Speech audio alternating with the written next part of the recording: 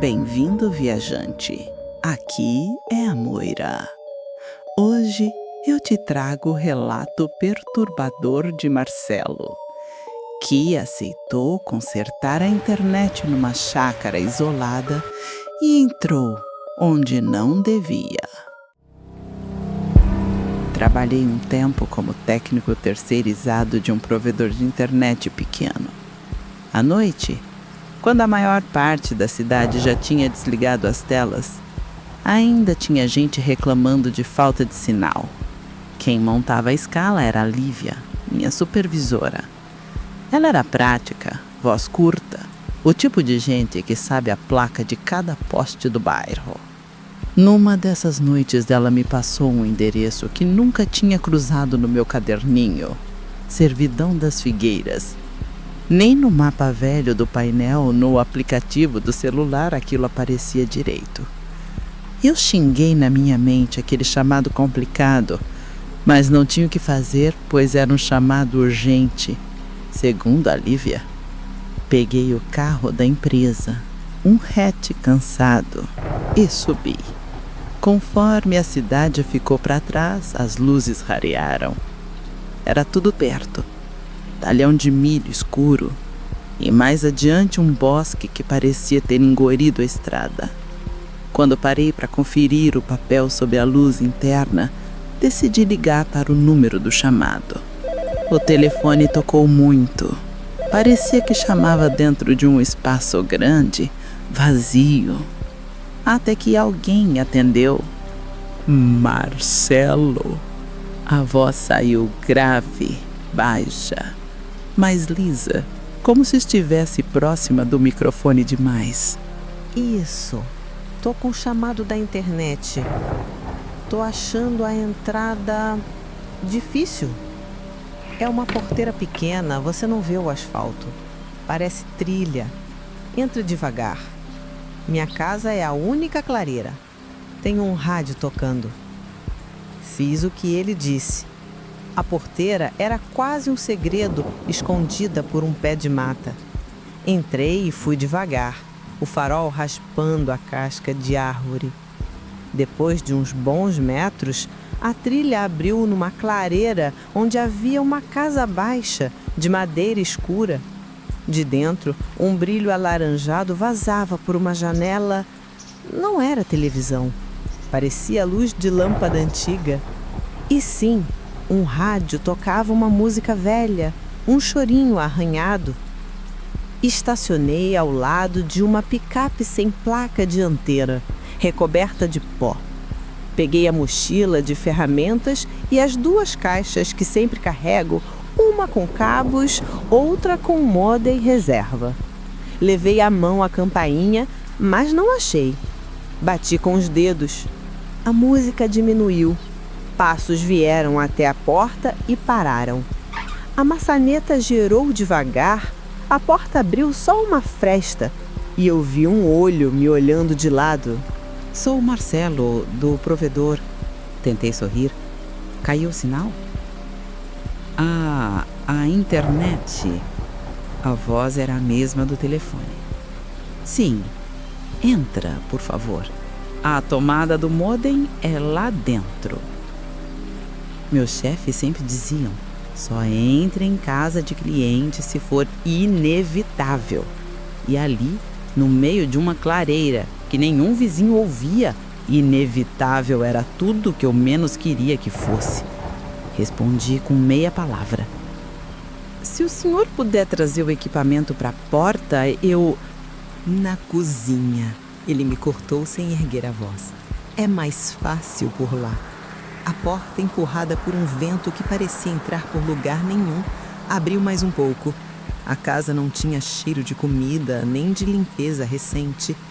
Tinha cheiro de coisa guardada há tempo, com um fundo de ferrugem. Do ângulo da fresta, eu vi um pedaço da sala. Um sofá com forro de tecido grosso. Uma cristaleira com bordas onduladas. 2 placas metálicas parafusadas no assoalho, como se cobrissem remendos grandes. O rádio antigo descansava sobre um aparador, e o bico do alto-falante parecia um funil. Senhor, bati de leve na madeira. Tem como trazer o modem aqui? Silêncio. A música continuou, com o chiado mastigando as notas. Depois, ouvi a voz, agora mais para a direita. Vem pela cozinha, eu mostro. Entrei um passo. O assoalho cedeu sob o meu peso com um lamento de casa velha. A primeira sensação foi ridícula. Calculei mentalmente se o chão aguentaria. Olhei para o corredor, estreito, com 3 portas de um lado e a parede do outro. Foi quando percebi, no fundo, alguém dançando. Não dançando de festa. Era um corpo virado de costas, fazendo um movimento lento de quem abraça a si mesmo. Escorrega as mãos pelos braços, pelo peito, como se confirmasse que era de verdade. Virei o rosto de volta para a cozinha. Havia uma divisória de meia parede separando a sala do balcão. Um rosto surgia e sumia na quina, deixando à mostra só um olho outra vez. O mesmo de antes. O mesmo jeito de espiar, que não é brincadeira, é método. Meu cérebro pulou as etapas. Repeti com a garganta seca. O modem. O senhor tem o modem? Eu troco rápido e vou embora. Nada. O homem encostou a testa na parede, de frente para a madeira, e começou a falar mais alto, como se estivesse lendo um texto que não queria que eu entendesse, numa cadência autoritária, mas sem palavras inteiras. A cozinha, que eu não via por completo, respondia com seus barulhos mínimos. A porta de um armário batendo, um copo arrastado, o tilintar de talheres. O corredor, atrás, tinha parado. A sombra que dançava simplesmente cessou e ficou ali. Eu não tinha que ser herói de ninguém. Dei 2 passos para trás, como quem vai amarrar o cadarço, virei no eixo e caminhei na direção da porta. Quando cruzei de novo a linha do corredor, o homem que espiava a quina já estava em pé na entrada, me olhando como quem olha um objeto que talvez caiba em algum lugar. Passei em diagonal, como se aquela pessoa fosse um móvel grande. A porta da casa, graças a Deus, já estava aberta pelo vento. Saí, fechei de um golpe e, sem olhar para trás, fui até o carro. Ainda levei as caixas. Repara na insanidade. Saí levando as tralhas como se eu ainda estivesse prestando um serviço. Joguei no banco do passageiro, girei a chave e a marcha rearrangeu como uma desculpa. À medida que eu manobrava, forcei os olhos a não buscar a janela, nem a porta. Pequei nesse ponto. Num relance vi a porta escancarada outra vez, sem ninguém no vão. Na primeira reta de terra, liguei para a Lívia e expliquei do jeito mais técnico que dava. O acesso é inseguro, cliente em comportamento errático, retorno sem atendimento. Esperei bronca. Ela suspirou e disse: volta e, Marcelo, anota. Servidão das Figueiras fica sem nosso suporte noturno. Fechado? Na pizzaria do bairro onde eu jantava às vezes, contei pro Rafael, garçom que adora um causo. Ele riu, depois calou, depois pediu para eu parar. Isso aí é coisa de casa vazia que tá cheia de outra coisa, disse. Eu concordo hoje. Naquela noite, só queria dormir e esquecer o rádio. Só que esquecimento não é botão. Não foi a última vez que eu vi coisa que não queria. Vou te contar por quê. Na minha família, filho demora. Por muito tempo, eu, Luísa e Ícaro fomos os únicos netos, os únicos sobrinhos. Tia Cida, irmã da minha mãe, tentou de tudo por anos. Depois de tratamentos, orações, promessas e uma adoção que se perdeu no meio de papeladas, ela finalmente engravidou. Parecia milagre, parecia, e a gente tratou como se fosse. O que era bom demais, às vezes chega amassado. Ela perdeu o bebê numa madrugada. Diziam que seria menino. Minha avó acendeu vela por meses. A casa parecia andar sem peso. O tempo passava e a vida insistia em seguir. Um dia comum, desci para tomar café antes de sair para o trabalho e minha mãe me chamou na cozinha, séria. Se tiver acontecendo alguma coisa, você fala comigo, tá? É a segunda noite que te escuto chorando. Eu ri, desajeitado. Não tinha chorado. Antes que eu respondesse, Ícaro entrou no cômodo revirando os olhos. Mano, na moral, você chorou a noite toda. Eu ia bater na parede para pedir silêncio. Jurei que não. Eles se entreolharam como pais que resolvem esperar. Fui pra rua com a frase entalada. 2 dias depois, minha mãe me ligou no meio da tarde. Ela não faz isso. Você não disse que ia chamar o pessoal para ir em casa? Que pessoal? As meninas, Marcelo. Eu e o seu avô chegamos e há risada no seu quarto. Um arrepio pequeno começou no cotovelo e foi subindo. Minha resposta saiu rápida, mas torta. Deve ser a neta da vizinha de trás. A vizinha tá viajando, filho. Desligamos por falta de explicação. À noite, quem chegou foi tia Cida com o marido. Ela tinha olheiras que não eram de maquiagem.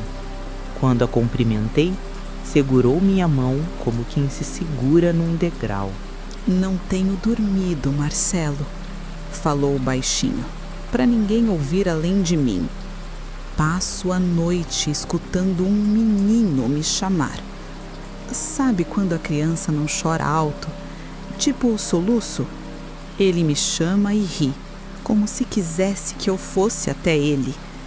Eu acho que enlouqueci um pouco, ou foi a saudade? Eu poderia ter contado ali sobre o telefonema da tarde. Preferi abraçá-la. O silêncio valeu mais. No feriado seguinte, ficamos todos em casa. Minha mãe saiu de manhã para cobrir uma colega na creche. Meus avós foram ao mercado. Passeio demorado. E nós 3 ficamos. Eu no quarto, em chamada de vídeo com a Luísa comentando besteira. Ícaro jogando com amigos. E Luísa, minha irmã, leva o nome da prima. E a prima leva o da irmã. Sim, família repete favorito. Vendo filme na sala.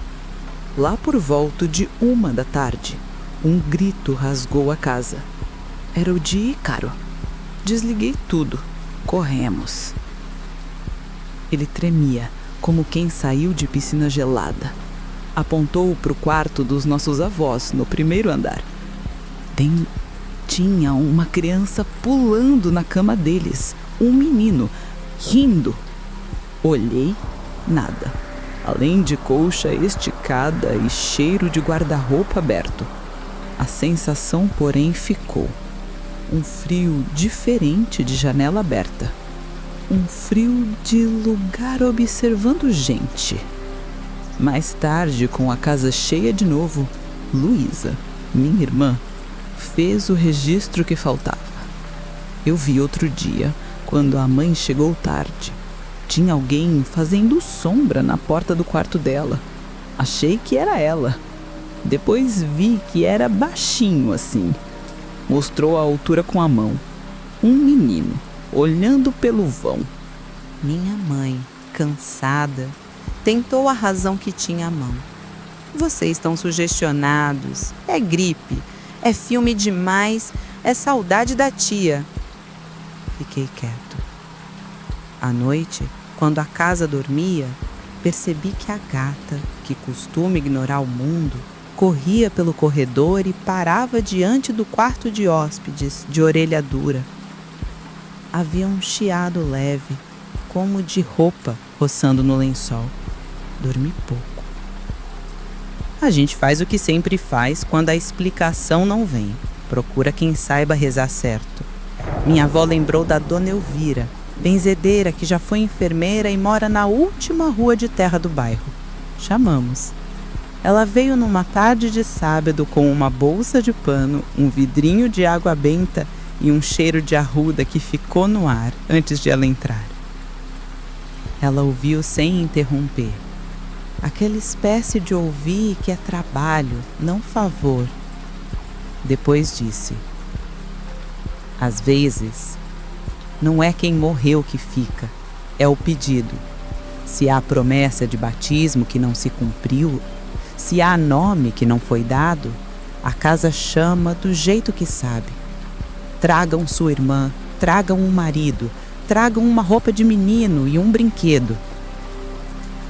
No fim de semana seguinte, minha tia veio com o marido, sem saber se acreditava ou se só queria que acabasse. Dona Elvira nos pôs de mãos dadas na sala. Me colocou no meio. É pra ele, ela disse. E eu não perguntei por quê. Me deu uma tigelinha com água benta e pediu que eu desenhasse uma cruz no chão, bem pequena. Rezei em voz baixa o que ela ensinou antes. Em nome do Pai, do Filho e do Espírito Santo. Se você é de luz, que encontre luz. Se é de fome, que encontre colo.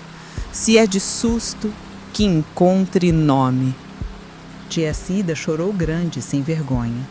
Dona Elvira caminhou pela casa respingando água nos cantos, atrás das portas, no corrimão, em cima da cama dos avós e, por fim, abriu a janela do corredor. O ar entrou como se estivesse esperando. Naquela noite, decidi estudar até tarde. Não por virtude, por medo de fechar os olhos e abrir outro lugar. Eram quase 3 da manhã quando a lâmpada de toque da minha mesa começou a acender e apagar sozinha. Aquilo já tinha acontecido outras vezes e eu jogava a culpa na fiação velha. Levantei para beber água. A gata passou por mim e foi parar no corredor com o rabo erguido, olhando a sala. Segui. Da porta vi a silhueta de alguém sentado no sofá, de costas, brincando com meu outro gato. Não falou, não virou. O gato não tem costume de gostar de ninguém, mas ali brincava. Fiz o que meu tio Raul me ensinou sem nunca ter dito. Não chame. Fui ao banheiro, voltei no escuro, deitei e esperei o mundo desamarrar o nó. Dormi. No dia seguinte, Dona Elvira voltou para uma última reza. É bom firmar, disse. Terminou, guardou as coisas e nos mandou tocar a vida. Se vier de novo, fala baixo que não é a hora. Criança entende quando a gente fala com amor. O tempo andou mais um tanto, tia Cida engravidou de novo. A gestação foi vigiada, cheia de repouso, mas seguiu. Nasceu um menino, e os olhos muito atentos, desses que parecem ouvir antes de escutar. Minha família evita nomes de santo, mas esse ganhou um sem querer. Chamaram de Miguel e ficou. Miguel cresceu com um hábito que a gente chama de coincidência quando é mais fácil. Desde pequeno, antes de falar direito, vivia tocando nas lâmpadas de toque, no abajur, na luminária, como se fosse brinquedo. Ninguém ensinou. A gata, a mesma antissocial que não dá bola para ninguém, aceitava deitar aos pés do berço dele. E quando ele engatinhou, o seguia pela casa. Hoje, quando ele vem aqui, passa pelo corredor e diz oi para ninguém, com a naturalidade de quem cumprimenta vizinho antigo. Teve um dia, recentemente, numa atividade da escola, que ele levou um desenho para casa. Um sofá, um gato, uma pessoa de costas, com uma bola na mão. Escreveu com as letras tortas: brinco na casa do tio Marcelo. Minha tia me mandou foto pelo celular com aquele emoji de quem não sabe se ri ou se chora. De vez em quando, ainda sonho com um olho me olhando por uma fresta e com alguém dançando devagar num corredor. Evito estradas de terra com porteira que não dá para ver da rua. Nem sempre dá. O que eu faço é levar comigo uma listinha de regras que ninguém pendura em parede. Não entre em casa que te convida sem palavras. Não chama coisa que aparece quando o mundo fica quieto demais. Não puxa a conversa com barulho que não tem dono. Não promete o que não vai cumprir.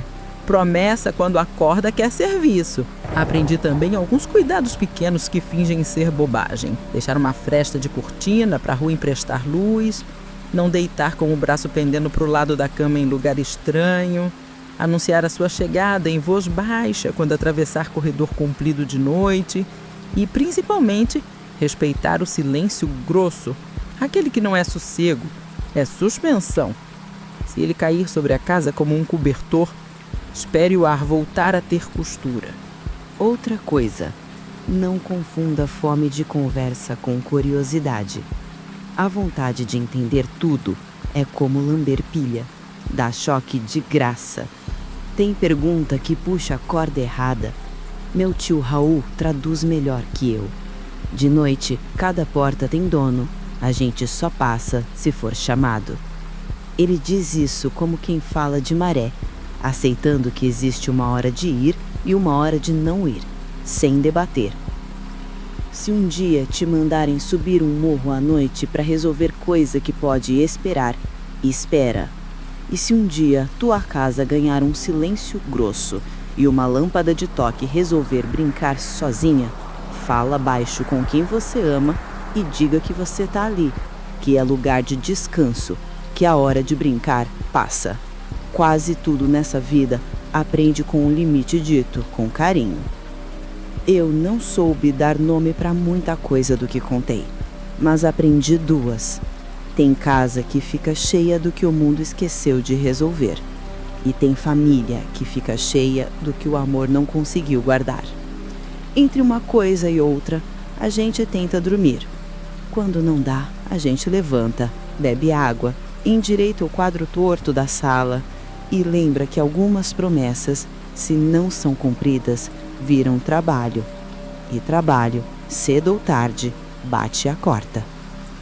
Às vezes me pego imaginando o rádio da chácara, tocando sozinho, engolindo poeira e música antiga como se mantivesse o horário de alguém. Se passo perto de caminho de terra com porteira sem número, acelero sem vergonha. Reconheço o desenho da escuridão daquele lugar em outras escuridões. Numa casa de praia fora de temporada, num hotel com carpete gasto, num depósito de loja fechado de tarde. Não é que eu veja a coisa, eu pressinto a pergunta: vai entrar? E minha resposta é sempre a mesma: não, obrigado. Até hoje, quando a luz da minha casa falha por um segundo e o silêncio fica com aquele peso, eu falo sozinho, baixinho: não responde, espera. E faço uma lista mental de regras que não estão em placa nenhuma. Não puxe corda de sino parado. Não olhe por baixo da cama se o ar esfria de repente. Não brinque com barulho que não tem dono. Se for preciso cruzar um corredor comprido, vá dizendo seu próprio nome em voz baixa, para não atender outro. E, principalmente, não provoque promessa antiga. Promessa, quando acorda, quer serviço. Talvez a servidão das figueiras só guarde o que recebeu. Talvez carregue culpas que não eram suas. Talvez só repita, noite após noite, o refrão que eu escutei primeiro no rádio e depois nos corredores de casa. Tem coisa que a gente não chama, tem coisa que a gente deixa passar. E se você deitar numa cama antiga e ouvir raspado de quem parece saber o que faz, lembre, tem gesto que não veio para machucar, veio para não deixar esquecer. Esse foi o relato de Marcelo. Qual foi o trecho mais perturbador para você? Se ouviu até aqui, deixa o like e se inscreve no canal. Nos encontramos no próximo Pesadelo Diário.